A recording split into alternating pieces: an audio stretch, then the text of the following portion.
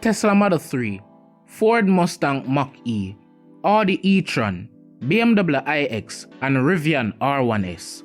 These are just some of the electric cars that Motortrend calls the best electric cars of 2022. We can't ignore it any longer. Car manufacturers are slowly phasing out the internal combustion engine as a power source for vehicles in favor of the electric alternatives. Personally, I'm not against this change. Electric cars are better for the environment, and whether we like it or not, they are the future. As a person who likes cars, I can see why some people don't accept them. They don't make engine noises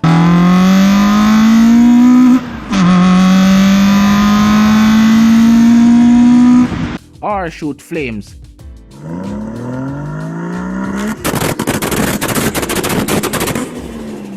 And they most likely won't be able to work on them in a driveway.